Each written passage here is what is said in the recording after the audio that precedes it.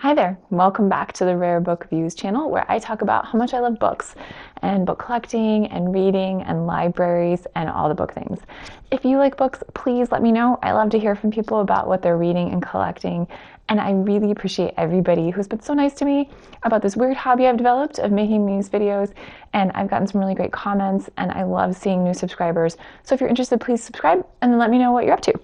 Today, I am going to talk about my next to-be-read shelf. I did this once before, and I went over the books that I had hanging out, and I have a tendency, do other people do this? Do you buy books and mean to read them, and they all look great, and then you buy new books, and they are new and more interesting or exciting, and so you read those first, and then these guys just kind of linger. So I did this effort, I did one video like this, and then I tried to read those first. I'm just going to read this shelf of books, and I'm going to try to find new ones, and these guys get first priority.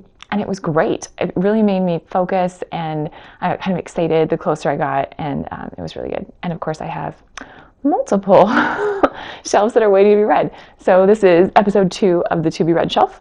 This is what we have on tap.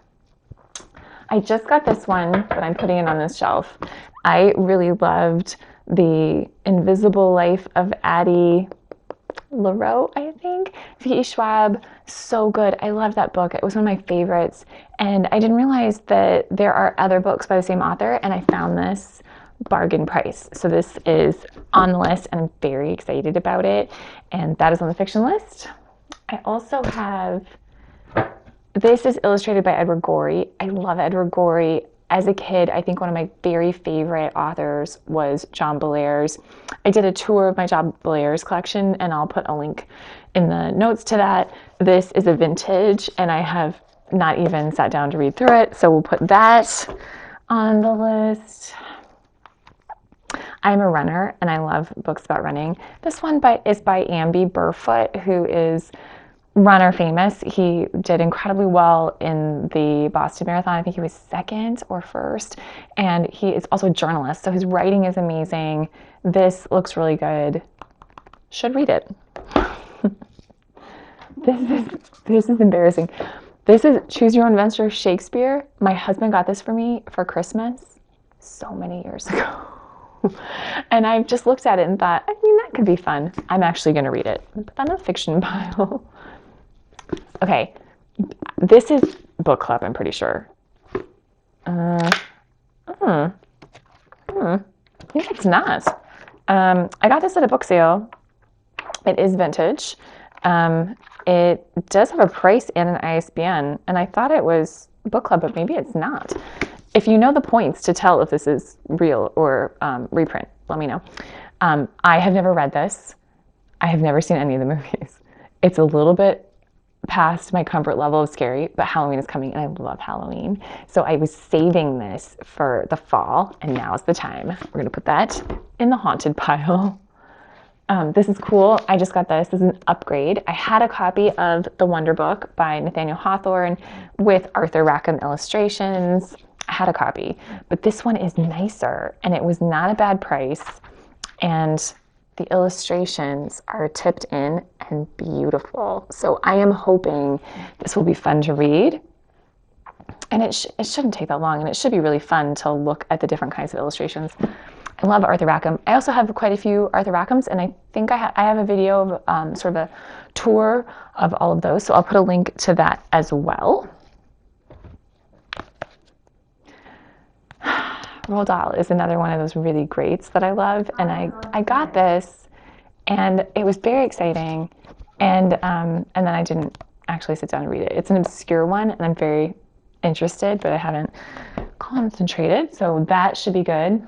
This is another Witches. This book is called Ghosts and Witches. It is vintage. It was published in 1954.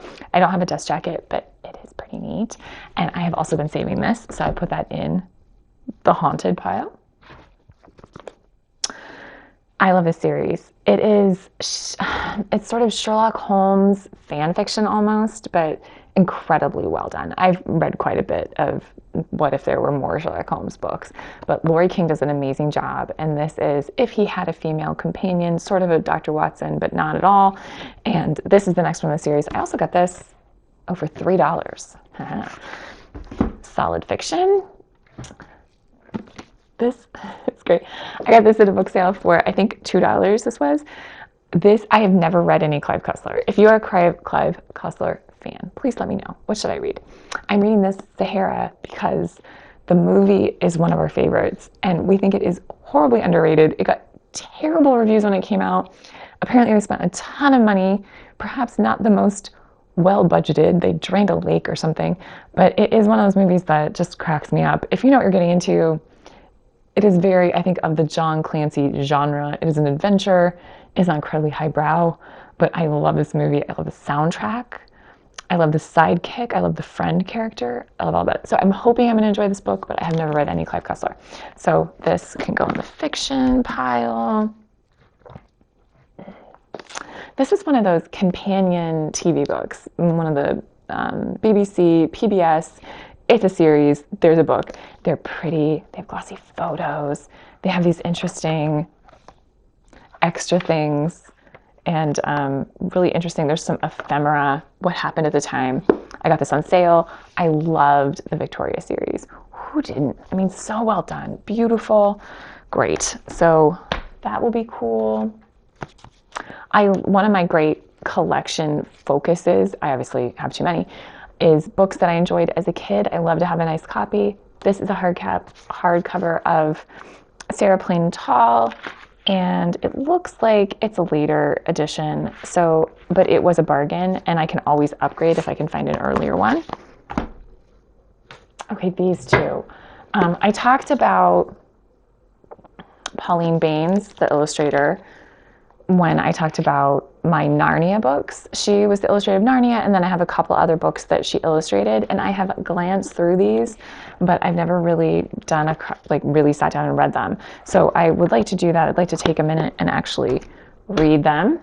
And then I also have, this is the last one on the shelf right now, is a book about Tenniel. Tenniel, what a great illustrator. He was the original, the OG Alice in Wonderland illustrator.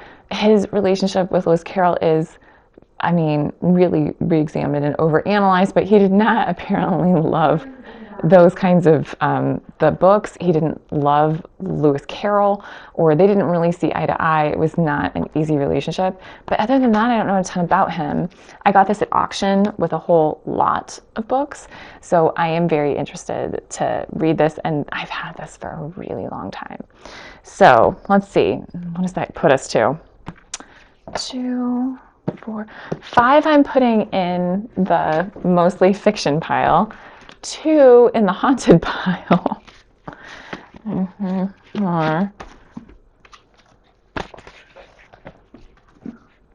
5, 2, 1, 2, 3, 4, 5, 6, 7, and 8 in the other. There's a lot of other on the shelf, things that have been hanging around for kind of a long time that I thought was really cool, but I haven't gotten around to. So what is that? 8, 9, 10, 11, 12, 13, 14. I think it's about 15 books. So we'll see how long that takes me. We'll see if I can focus. If you have read any of these books, I would love to hear from you. Let me know what you think about the various topics. Let me know if you have a better to-be-read shelf strategy. Let me know what you think. Thank you as always for watching, and happy reading.